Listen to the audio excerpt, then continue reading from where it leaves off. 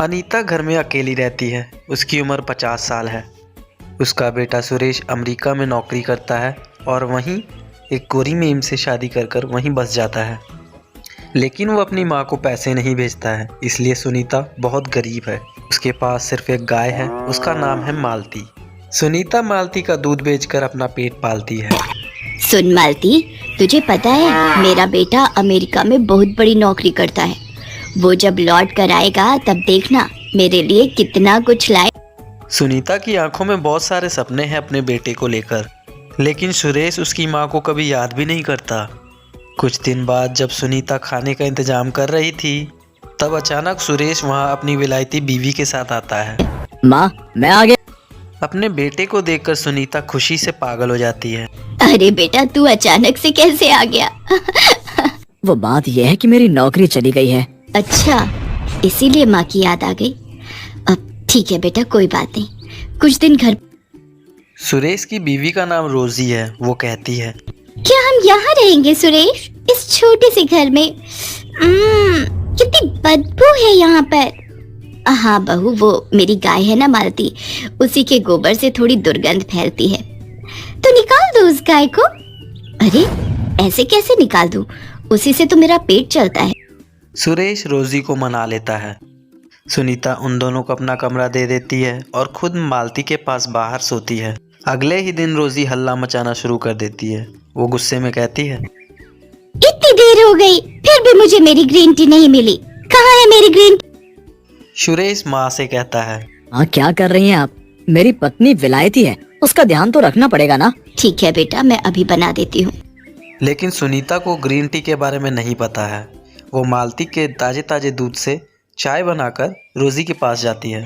दूध से बनी चाय को देखकर रोजी एक झटके में चाय का कप फेंक देती है। सुनीता को बहुत बुरा लगता है। रात को रोजी सुरेश से कहती है, सुनो, मैं ऐसे यहाँ नहीं रह सकती। अरे रोजी, कुछ ही दिन की तो बात है, रह लो ना। नहीं, तुम्हारी माँ गवार है। ये घर तो तुम्हारे नाम पर है ना, इसे बेच दो और चलो किसी अच्छे से होटल। अगले दिन सुरेश घर बेचने के लिए सुनीता को बताता है। सुनीता रोते हुए कहती है, ये क्या कह रहा है बेटा? इस घर में तेरे बापू की यादें हैं। तभी वहाँ गांव के मुखिया आ जाते हैं और कहते हैं, हाँ, ऐसे घर कैसे बेच दोगे तुम? तुम्हारी माँ कहाँ रहेगी फिर? वो सब हमें क्या पता, ये घर सुरेश के नाम पर है। हम ये घर बेचकर चले जाएंगे। आप होते कौन हो हमारे बीच में बात करने वाले? मुखिया जी बहुत अपमानित महसूस करते हैं। सुरेश घर बेच देता है और अपनी बीवी को लेकर वहाँ से चला जाता है। वो दोनों एक महंगे से होटल में रहने लग जाते हैं और इधर सुनीता अपनी प्यारी सी गाय मालती को लेकर सड़क पर निकल जाती है। वो बहुत उदास है और उसकी आंखों में नमी है। ये क्या हो गया भगवान, अब मैं क्या करूं? मेरे खुद के बेटे ने मेरे साथ धोखा कर दिया। सुनीता दूध बेचने लगती है और उससे जो पैसे मिलते हैं उससे अपना पेट पालती है। वो रास्ते में रहती है। इसी तरह कुछ दिन बीत जाते हैं। मालती एक दिन किसी के खेत में घुस जाती है और वहां जाकर घास खाने लगती है। ये देखकर खेत का मालिक मालती को भगा देता है और सुनीता के पास जाकर उसको धमकी देता है, देख बुढ़िया, तेरी गाय अगर मेरे खेत में दोबारा घुसी तो मैं इसे मार। कोई उपाय ना देखकर मालती एक चाय की दुकान के पास जाती है। वहाँ चाय के पत्तों का ढेर पड़ा हुआ था। मालती वही खाने लग जाती है। वो बहुत सारी चाय की पत्ती खा लेती है। उसके बाद वाले दिन जब सुनीता सुबह उसका दूध निकालने जाती है, तब एक चमत्कार हो जाता है। दूध के बदले चाय निकलने लगती है। सुनीता घबरा जाती है। अरे ये क्या, मालती दूध में ही चाय दे रही है? गजब हो गया, ये तो चमत्कार हो गया। कुछ ही देर में ये बात फैल जाती है और गांव के बहुत सारे लोग गाय से निकलने वाली चाय को पीने के लिए लाइन में लग जाते हैं। सुनीता एक कप चाय 10 रुपए में बेचती है। सब कुछ देखकर सुनीता के भी चेहरे पर मुस्कान आ जाती है। चारों तरफ हड़बड़ी मच जाती है। वाह, ये चाय तो कितनी स्वादिष्ट है। मुझे एक और कप दो। मुझे भी दो, इस बोतल में भी दो, मुझे घर ले जाना है। सुनीता पूरा दिन चाय बेचती है, जिससे वो एक दिन में हजारों रुपए कमा लेती है। हे भगवान, आपका लाख लाख शुक्र है, आपकी वजह से ये चमत्कार। मालती भी अपनी भाषा में भगवान को धन्यवाद देती है। कुछ महीने ऐसे ही चाय बेचकर सुनीता बहुत अमीर हो जाती है और रहने के लिए शहर में एक घर भी खरीद लेती है। इसके साथ ही वह चाय बेचने के लिए दुकान भी खरीद लेती है। और घर के बाहर एक खुली जमीन भी खरीद लेती है ताकि मालती टहलते हुए घास खा सके। ऐसे ही खुशी खुशी दिन बीतने लगते हैं। दूसरी तरफ सुरेश को कोई नौकरी नहीं मिलती। अब क्या होगा रोजी, मुझे नौकरी नहीं मिल रही है और घर बेचकर जो पैसे मिले थे वो भी खत्म होने को हैं। अब हम इस होटल में भी नहीं रह सकते। ये सुनकर रोजी गुस्सा हो जाती है और कहती है, तो फिर तुमने मुझसे शादी क्यों की? गरीब भिखारी कहीं के। शादी से पहले तो कितना कुछ बोलते थे। मगर अब एक होटल का भाड़ा भी नहीं दे सकते।